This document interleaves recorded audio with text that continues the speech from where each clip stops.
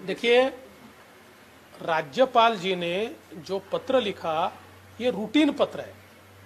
मैं ऐसा मानता हूं कि इसको दिया गया जवाब ये चीफ मिनिस्टर ऑफिस की इमैच्योरिटी दिखाने वाला जवाब है, क्योंकि राज्यपाल जी के यहाँ जब भी कोई निवेदन जाता है तो राज्यपाल जी उसको फॉरवर्ड करते हैं सरकार को और इसको कंसीडर कीजिए, इस प्रकार से वे एडवाइस करते हैं।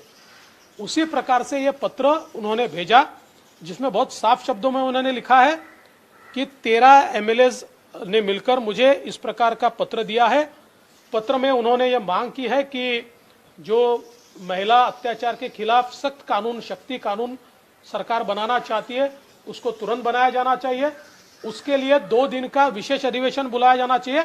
इनका पत्र और इनकी मांग में आपको कंसिडरेशन के लिए फॉरवर्ड कर रहा हूं। ऐसा राज्यपाल जी का पत्र है। मैं पिछले 25 सालों से मैंने कई राज्यपाल जी देखे हैं और कई सरकारें देखी है। हमेशा जब भी इस प्रकार से कोई निवेदन देता है तो राज्यपाल जी इसी प्रकार का पत्र उसके ऊपर लिखकर भेजते हैं। जिस समय हम सरकार में थे, मैं मुख्यमंत्री था, उस समय का जो विपक्ष यानी आज के कांग्रेस एनसीपी के जो लोग हैं ये बार बार राज्यपाल जी को मिलते थे। कभी कहते थे कर्ज माफी के ऊपर आप विशेष अधिवेशन बुलाइए, कभी और किसी चीज पर बुलाइए। तो राज्यपाल जी उस समय के भी एक पत्र उस पर लगाते थे कि ये मुझे मिले, इनके डेलीगेशन ने ऐसी ऐसी मांग की है, ये इनकी मांग है, इसको आप कंसिडर कीजिए। आज तक के इतिहास में किसी ने भी इस प्रकार का पत्र वापस लिखा नहीं। और मुझे आश्चर्य होता है 7 दिन रिसर्च करके और देश भर के आंकड़े जमा करके इस प्रकार का पत्र आप राज्यपाल जी को लिखते हो। उसकी जगह हमारी पुलिस को मुस्तैद करके उतना समय अगर उसके पीछे आप गवाएंगे तो शायद अत्याचार की कुछ केसेस कम होगी। ओबीसी को लेकर के जिस तरीके से अब मंत्री कह रहे हैं कि कहीं न कहीं राज्यपाल केंद्र सरकार द्वारा कहे के अनुसार काम कर रहे हैं और ओबीसी को आरक्षण नहीं देना चाहते। देखिए, ओबीसी के बारे में जो अध्यादेश राज्य सरकार ने राज्यपाल जी के पास भेजा था उसकी फाइल में स्वयं राज्य सरकार के लॉ एंड जुडिशरी डिपार्टमेंट ने लिखा था कि सुप्रीम कोर्ट के परमिशन के बिना इस प्रकार का अध्यादेश नहीं निकाला जा सकता, इसलिए इसको निकालकर कोई फायदा नहीं होगा। बावजूद उसके राज्य सरकार ने उसको राज्यपाल जी के पास भेज दिया।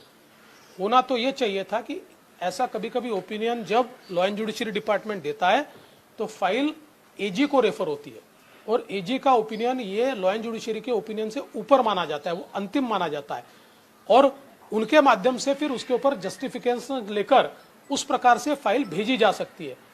तो ये सारी प्रक्रिया पूरी किए बिना एक प्रकार से ओबीसी को गुमराह करने का, उनको फंसाने का काम ये सरकार कर रही थी। जो अध्यादेश तुरंत स्टे हो जाता है ऐसा अध्यादेश भेजा था, राज्यपाल जी ने उसको वापस नहीं भेजा, उस पर क्यूरी करके भेजा है कि अगर लॉ एंड जुडिशरी का इस प्रकार का कहना है तो इसका काउंटर क्या है, इसके साथ फाइल मेरे पास भेजो। ऐसा राज्यपाल जी ने किया है जो बिल्कुल सही है, जो ओबीसी के हित में है। ये सरकार में या तो किसी को कानून समझता नहीं है या समझ नहीं लेना है या फिर ओबीसीओ को केवल गुमराह करना है। राज्यसभा के चुनाव को लेकर के बीजेपी के जो भी उम्मीदवार हैं उसको लेकर के अब सरकार कह रही है कि विपक्ष को अपना विड्रॉ करना चाहिए। और देखिए, भारतीय जनता पार्टी के कोर कमेटी ने चुनाव लड़ने का फैसला किया है। अगर नहीं भी लड़ना है तो इसका फैसला कोर कमेटी कर सकती है।